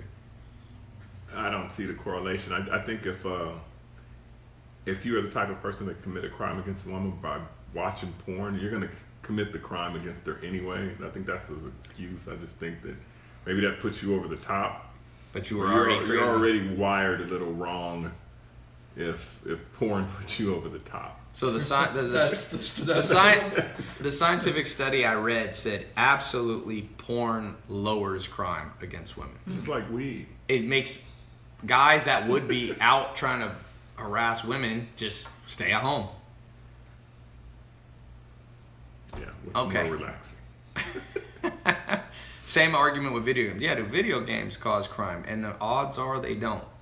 If you look at the people that just mowed down, how many people got killed in Barcelona yesterday? 13, 14. 14, I think, dead and 100 injured. I'm going to be doing a controversial podcast here soon on gun control. And here's my argument. I see both sides of the story. I own guns. I see both sides of the story. Obviously, sometimes guns kill people, innocent people. Like if a kid grabs a gun and he's 5 and you leave it loaded by the bed and parent's an idiot and the kid grabs it and shoots themselves, that's a tragedy. But in terms of banning guns, lowering all crime, like when there was the shooting in Orlando, what was the name of that? It was like a gay club where a guy went in with a machine gun. I think it was an AR. And he just started shooting everybody.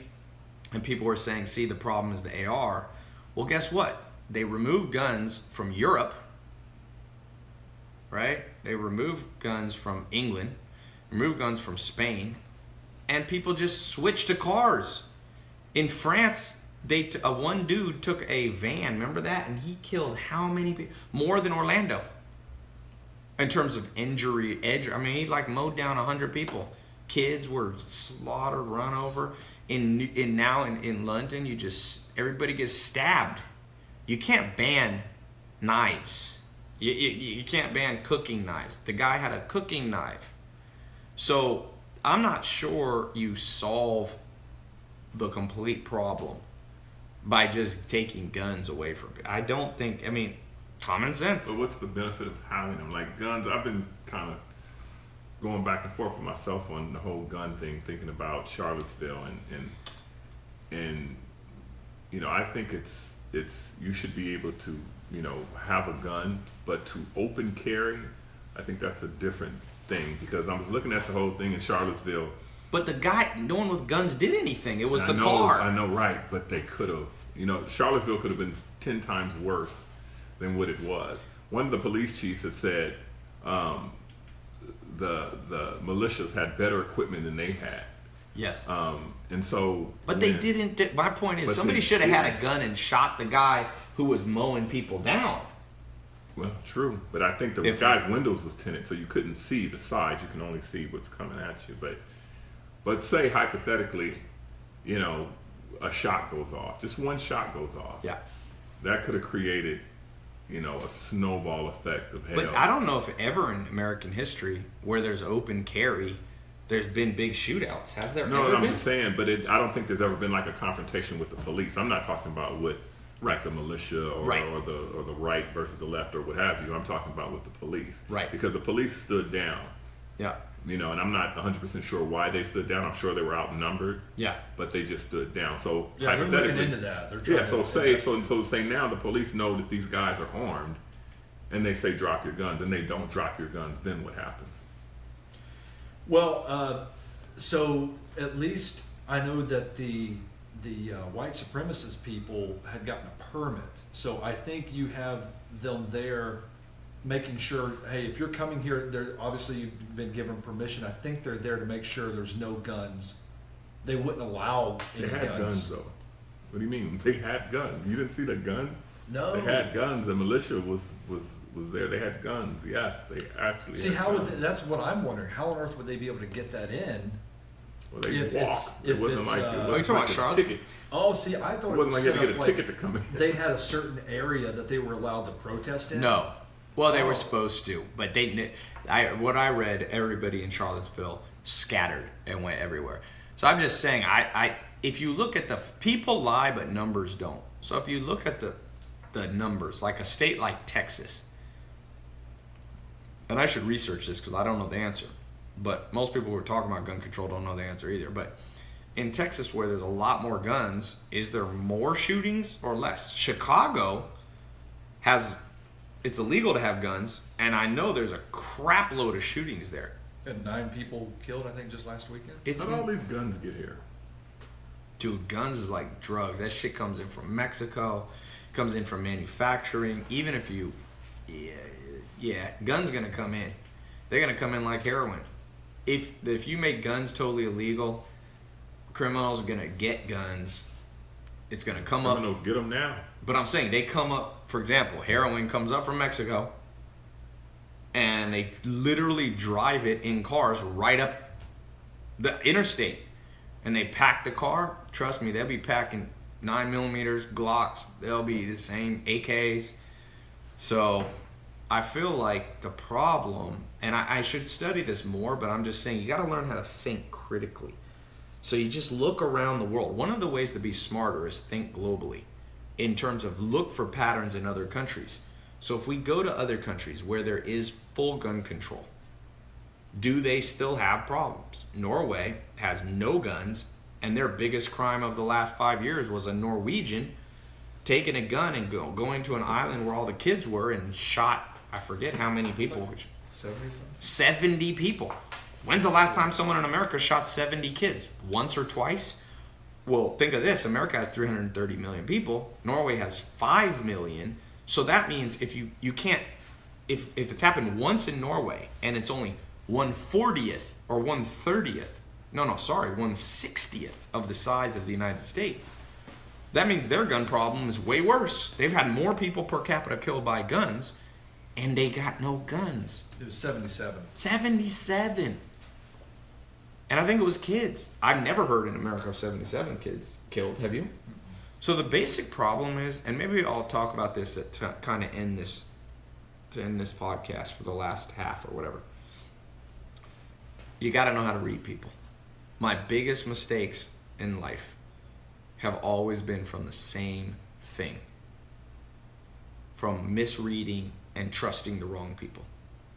And so if you ask my opinion on immigration, on President Trump, on Hillary Clinton, on gun control, it's all the same thing. You have to create a society and individuals that know how to read people and filter out the good people from the bad people. And I use psychology tests, and I'm telling you, any time in my life I ignore those tests, I regret it. And so I think it's important for America. That's my opinion on Donald Trump and what he says about Mexico. I mean, you can't stop all immigration, but if we could, look, we're so smart. We've got AI machines that are beating humans in chess. We're able to conceivably, we're going to be able to put people on Mars. Why can't we come up with a damn psychological test for cheaply that every person who wants to come into the country, you put a thing on their head, do a lie detector test, ask, why can't we use technology to filter people for guns? Somebody walks in, you put them on a damn machine. We got the technology, trust me. And you just go in and you go, have you ever thought of killing someone? If the thing goes beep, you're like, can't get a gun. Yes, somebody would learn how to trick the lie detector machine, but then you make a lie detector machine that counteracts, it's called a patch. Software, when it gets bugged, you patch it.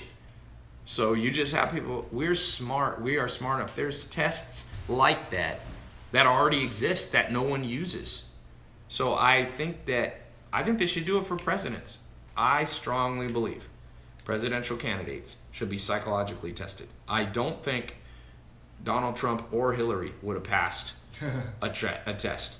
And probably not Bernie Sanders either. I'm not sure. I don't know who would, but I can't believe those are the most mentally sane people to have the nuclear codes. Donald Trump, I'm not really a fan or a hater of Donald Trump, but is he the best in America to run the whole country? No. Yeah, there's gotta be. I mean, he's proven it every day. Come on. Wrong. I don't even think it's up for debate anymore. I don't know. Donald Trump. I'm Zach fine. loves Donald You ought Trump. to be ashamed of yourself. You ought to be ashamed of yourself. Well, It's not even. you know It's what? not even a question. I won't defend him as a whole, but I will discuss As a half? individual issues. Okay. What about the last one? What Well, about it seems like Charlottesville? there's His so comments many. on There's so Charlottesville. many. Just his You know, I comments haven't on even- Charlottesville and saying that there's two sides. Do you have one side that's racist and one side that's fighting against racism? I think you no can way find to- racism on both sides. I doubt it. I don't think you can find racism. I don't think you can find. I mean, you have. But People, what about the professor? Oh, what was you? I think it was in the Northeast that talked about, as far as what he's concerned, all white people can effing die, and let them effing die was a hashtag that was trending in reference to white people. And there's And Zach is You can Zach is find- the whitest man in So You can America. absolutely Saying find that- racism on every side. I think I both think if we're sides talking have about truths. Charlottesville, then that's different. But yeah, you can find. Yeah, I think you have racism in every race. Malcolm X Well, hated then white I people. would say to the Charlottesville thing that, and I've actually been out of the news cycle these past few weeks. Well, I've I've been taken a buried break in it. from it. But was there not on the opposing side? Was there not anyone carrying? Or I had heard that there were people carrying bats or carrying clubs as well. It wasn't as though there was a peaceful protest against the white nationalists or the KKK. You know, maybe so there they- were people that were willing to engage in violence. Yeah, well, they had to protect themselves. You'd be stupid if you did. Well, protecting self implies, or at least I infer from that they were backed up and had to protect themselves from aggression when it was. I've seen it reported in a little bit that there were aggressors on both sides. I'll give you that. But one preaches hate. Period. Yeah, and I think it's Period. abhorrent. One Abhorrent. side preaches hate. You know, they march Somebody the said, night "Is before. Zach crazy? The KKK and white supremacy was there." Zach, Right. I mean, it's not even a question. To me, it's not even an argument. It's not even an argument that they marched the night before with tiki torches. I guess it was supposed to symbolize. what was the point of the tiki? Because back in But that's Polynesian. They got their they right. Well, they didn't want to go around with the old school torches. As our You know, ancient they had Confederate They ran up to fathers a Home had Depot. tiki. about That's what they 1,000 did. Did you know tiki torches. Tiki, that company, did a big tweet saying we did not intend our tiki torches to be used? I like that Zach finds that so funny. Like, please, do not think we sponsored or donated any of this. Yeah, Tiki was not involved. What were you saying though? It was from Somebody said the Antifa is just as bad as the liberals. No, I So the disagree. Antifa comes from the not ancient, but a word about 100 years ago for anti-fascism. So the people who fought Hitler or Mussolini were called the Antifa, and they were militant. Kind of like Martin Luther King Jr. was pacifistically fighting for the cause of civil rights, and Malcolm X, on the other hand, was aggressive, So in the same way now, and he made his point. He said we got to be aggressive. The white man's not giving us our rights. It's the 1960s. Why do we have to take it? And Malcolm X was a smart guy. If you read Malcolm X, some of his stuff is a little crazy. Like he literally believed that white people were devils because he had this.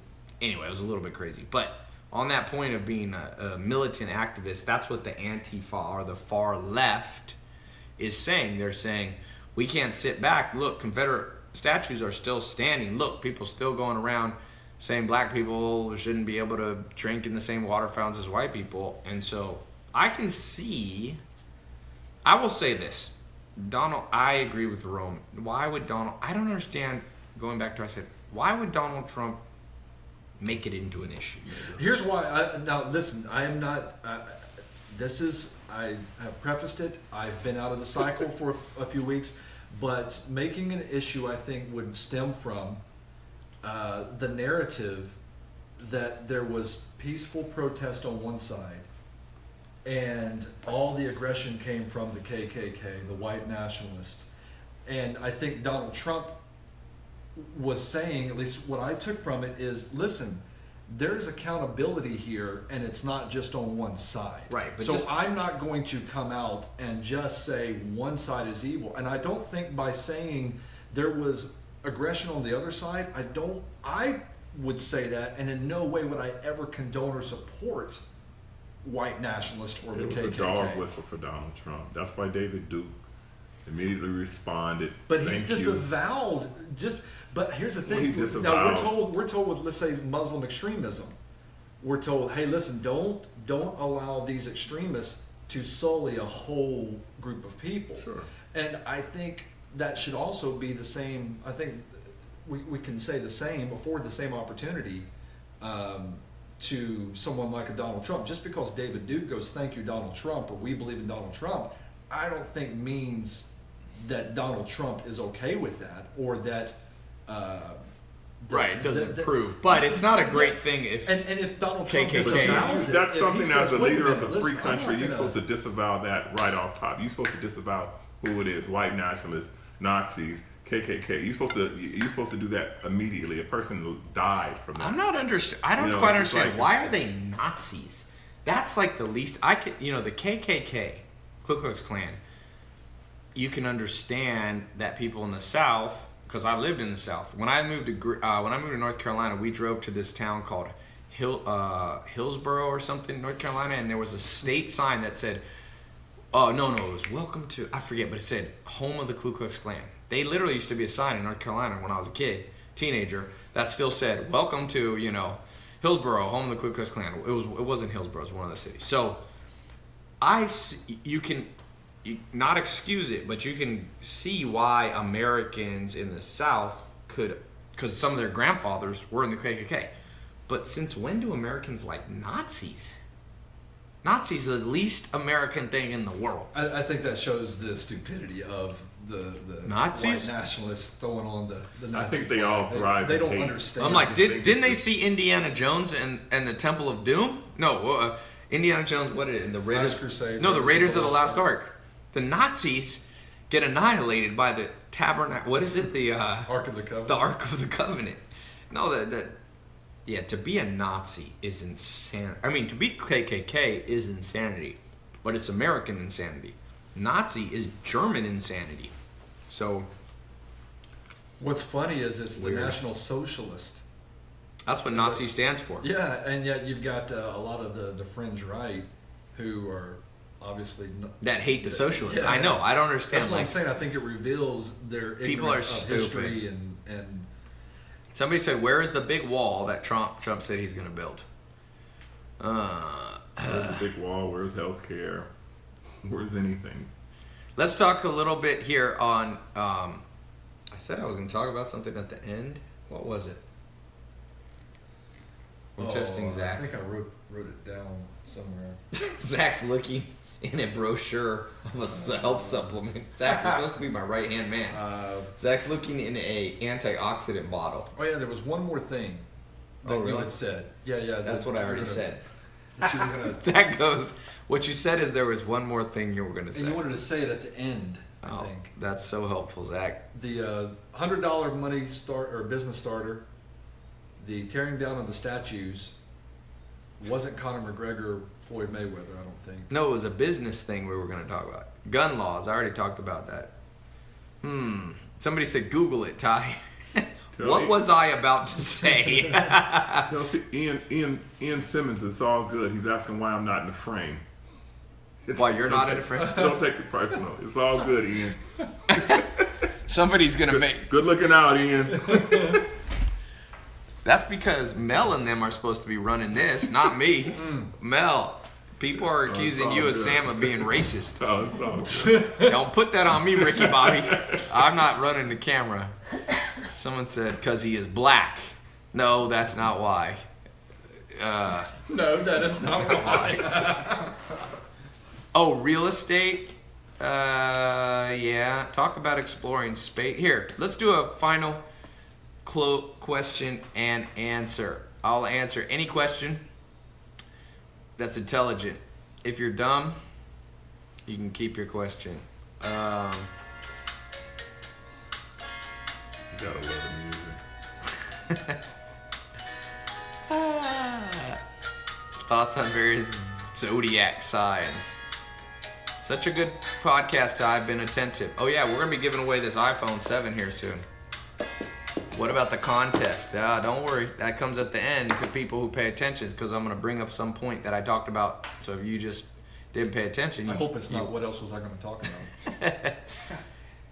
The camera should be motorized. How come black guys get all the fun? I'm not sure what that means. Well, I'll tell you. Here's my perspective. Okay, what's your perspective? No, I'm Zach? just- What does that even mean? I don't know. The greatest thing about social media comments, it shows you the average intelligence of the average person in the world. this is It's amazing. very scary. The only time, I believe in democracy, but sometimes I'm like, wait a second. These are the people who vote. Yeah, it's kind of scary. I kind of like, John Denver says bullshit. would you like to meet George That's Soros? from Buddy Holly. What's up? I'd meet him. Inheritance money or earned. Always better to earn your money. People inherit money, in my experience, are never happy. They always know they inherited it. It makes them slightly weird people. Although there are people who earn their money that are equally weird. But Ty, I want to meet Kate. Kate's mad popular. I know. Ty, why are you so handsome? I thought I'd read that just to bother Zach. Zach is I got to do like the Phil Jackson coaching thing.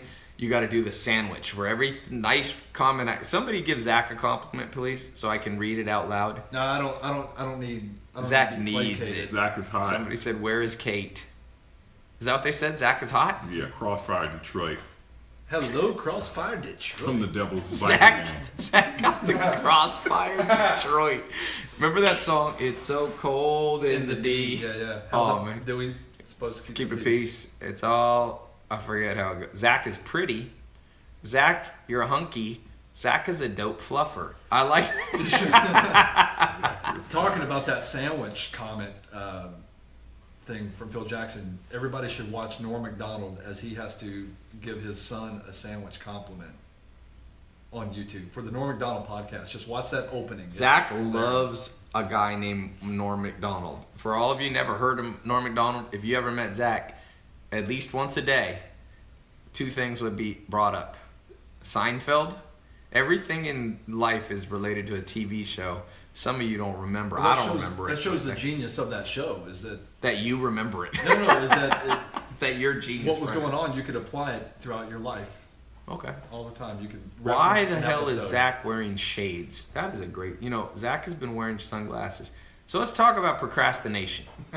Zach has been talking about who here procrastinates on little things that you should do.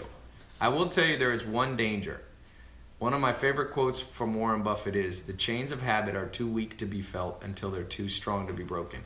So be careful of procrastinating even on little things, because they put mental shackles on you. And then when there's something important, you've built such a habit of procrastination.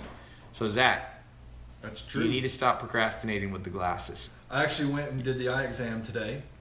awesome. How long has it been? Real talk. We went to the NBA Finals in Cleveland. It's when you lost your glasses.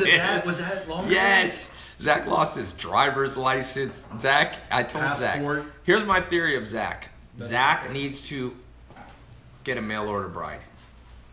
Either from that's the not- Ukraine, Philippines, or where else? No, Zach? How about I'll do Costa Rica. Zach is a thought. I'll do Costa Rica. You're gonna. No, So I Zach went to Costa Rica need, in his teens, and he said he was a god there No, because he's 6'1" and he's pale, and they thought he was a Aztec warrior or It something was- that descended it was from in my the 20s. He came out of an airplane, and then when he descended from the sky, is that why? They wouldn't look me in the eye. They would, as they walked past. They would cross themselves when Zach walked by. Aye, aye, aye. They thought he was Larry Bird. Hey, today's the 25th anniversary of Larry's retirement. Uncle Larry. Today, You 25 just years have ago. all these crazy facts that only you know. Well, only because I text Uncle Someone Larry. said you need a Russian girl. I will not date a Russian girl. Why? Because you're American capitalist, so you don't like you. No, because I don't trust them. Zach. No, that's those We're talking- mail order we've been- brides, Russian mail order brides. I would not do that. That's We've been talking about race. Brazilian girl. That's more Zach's speed, actually. Brazilian, Puerto Rican, curvy, big hair. good emoji. Zach, don't be getting too excited. You're making me uncomfortable sitting that close to me. Zach, Zach, I'm moving. What else? Somebody said communism can't be spread through intercourse, Zach. No worries. I believe I caught the communism. You go to a doctor. Doctor, I got the black lung. Rome Fernandez says, okay, they're not talking smart anymore. Good luck, guys. Hey, it's almost midnight. We're talking. You are now in the freestyle mode of this podcast. This is also entertainment. It is not just business. Time from French. Can you say one word in French? Bonne nuit. There you go. What? Pommes frites? We. Yes. Zach knows we. I also know a. Richard Johnson said, wow, this is really live. Wait a minute. There's That's a why it's dude called with the Inst- name Richard Johnson. Yeah, Dick Johnson. That's not a bad name. It's Richard C. I'm Johnson. going to show you what Randy Thompson texted me. Ty's Adult Swim. Is Zach a virgin? Sure. In France, they think Zach is Napoleon Bonaparte. I was at the Playboy Mansion. Us three went, and Kate last, I guess it was Saturday. Yeah. And the most interesting man in the world was there. So I posted a thing. Let me read this. These are so funny. Randy Thompson Is that sent real? picture to me. Yeah. I said, what is the best Dos Equis, most interesting man in the world comment of all time? And these are so freaking funny. This is my Instagram if you don't follow me. This picture got 90,000 likes and 7,200 comments. These are my favorite ones that somebody said. They said, the most interesting man. What is your favorite most interesting man? Damn it. I gotta. Oh, I'd Too have to many go back com- and look at the list. Really? That's Yeah. what you have to go back? Yeah, because I don't remember them by heart. Just pull them up real quick. These are hilarious. Hold on one second. I just got a DM. Actually, I get it. It's crazy. DMs. Don't ever try to DM me on Instagram and get mad that I don't answer. I get so many crazy ones now. I get like 5,000 a day. And most of them are, like I said, I'm worried about planet Earth. That's what I've learned from social media. Be worried about planet Earth, my friends. There are more dumb people. You got some? He won the same Lifetime Achievement Award twice. Okay, that's a weird one. What else?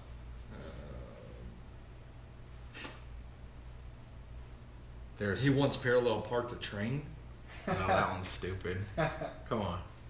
There was one What's He the- can speak French in Russian. Yeah, in Russian.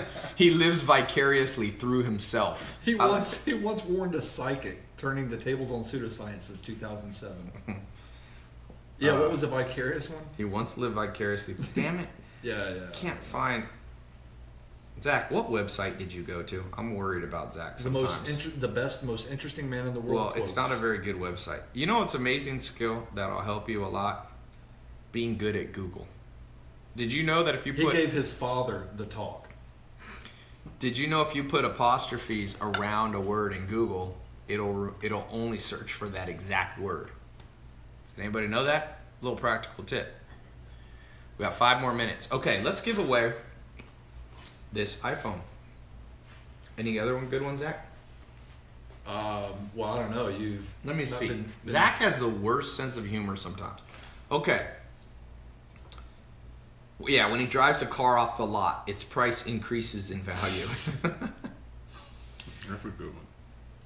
If he were to punch you in the face, you would have to fight off a strong urge to thank him. Oh yeah, I like Superman has pajamas with his logo. Yeah, you're picking some real winners there. He kills 2 stones with 1 bird. His signature won a Pulitzer. The dark is afraid of him. The sharks have a week dedicated to him. I got him to laugh. I have succeeded. All right, let's give this away. We got a minute left before we die. Who wants an iPhone 7? So here's the question of the day for those who have been listening the whole time. What should we pick on? Help me. I would say What's something that's tricky but not too tricky? We got a minute 30. let's go with something from the Civil War talk. We've been doing a lot of Civil War. Okay, I got one. This one's not a history one. This will take you about 5 words, whoever gets the closest. Using my formula to how to start a business for under $100 to win this, the best first answer. It's got to be a good answer and the first one I see. What's the best technique to start a restaurant or figure out how to start a restaurant for under $100? Ready, set, go. I love these. The best way for this iPhone 7. Have passion, no. There you go. Brody on Twitter won. Spend $100 on food, cook 5 different dishes, and have people come eat at your house. Now, if you didn't win, I'm giving away the Apple Watch. One more. This is only for Instagram or Facebook. Woo! Way You to gotta pay go. attention, bro. You gotta go real fast. What city was the big riot? Only these. What city was the big riot in? Instagram or Facebook? Boo. Where we go? Michael Rabitin, Charlotte. Oh no! Michael, Charlottesville. Apple. Yeah. Oh, Charlotte. You know it's Charlottesville. James Thompson won. There we go. Charlotte was incorrect. Charlottesville, my bad. James Thompson, you won. It was Charlottesville. Instagram got cut off. They're probably like, no one's gonna say it. All right, thanks so much for being on the podcast. Thank you, Rome. Thank you, Zach. Wow. Thank you, Mel. Thank you, Sam. We are out. Make sure you check my Instagram. Follow me on Snapchat at Tai Lopez. You want to see my behind the scenes? What I do in a day? Snapchat. What was that? That wasn't me. Oh. Goodbye, Pee Wee.